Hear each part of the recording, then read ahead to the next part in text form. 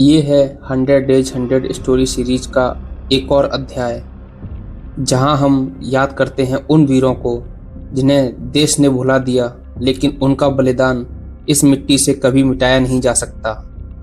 1942 भारत के हर कोने में एक ही आवाज़ गूंज रही थी, अंग्रेजों भारत छोड़ो।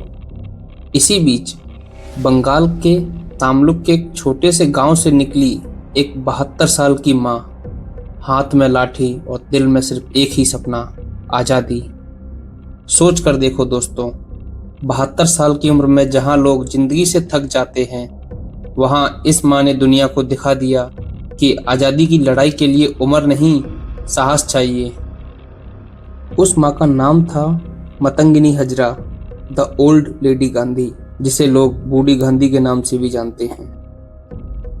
मतंगिनी का जन्म 1870 में बंगाल के एक छोटे से गांव में गरीब किसान परिवार में हुआ था।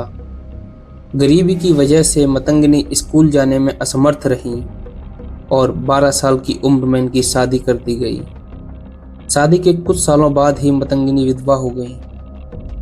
मतंगिनी महात्मा गांधी की जीवन शैली से बहुत प्रभावित हुई, जिससे उन्होंने समाज के गरीब और असहाय लोगों की मदद की और आज़ादी के आंदोलन में पार्टिसिपेट करना शुरू कर दिया।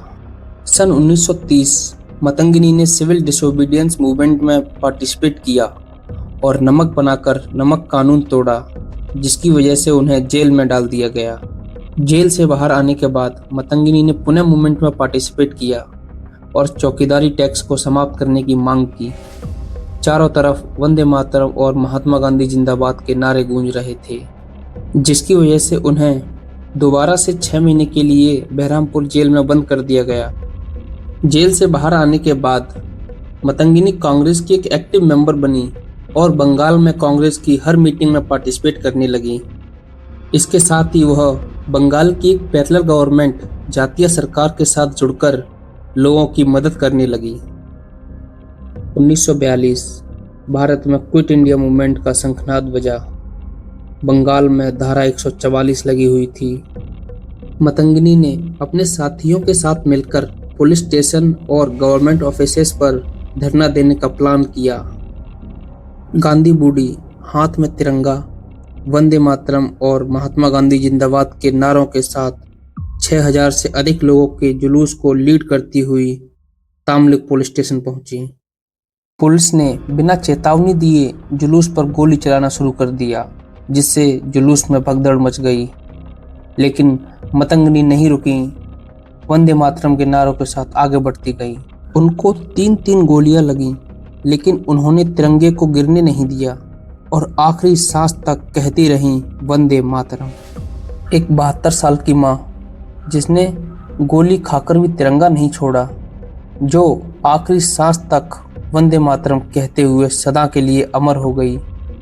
आज हम फ्री हैं, पर यह फ्रीडम उनके खून और सपनों से लिखी हुई है। मतंगिनी हजरा जैसे वीरों ने हमें सिखाया कि देश के प्रति लड़ने के लिए उम्र नहीं, जज्बा चाहिए। मैं हूं विकास और ये था 100 डेज 100 स्टोरी सीरीज, एक ऐसी यात्रा जहां हम उन फ्रीडम फाइटर्स को याद कर रहे हैं जिन्हें समय ने भुला दिया है। अगर मतंगिनी हजरा की कहानी ने आपके दिल को छू लिया हो तो लाइक, शेयर एंड सब्सक्राइब कीजिए और कमेंट में लिखिए जय हिंद। मिलते हैं नेक्स्ट वीडियो में एक और फॉरगॉटन फ्रीडम फाइटर की कहानी के साथ।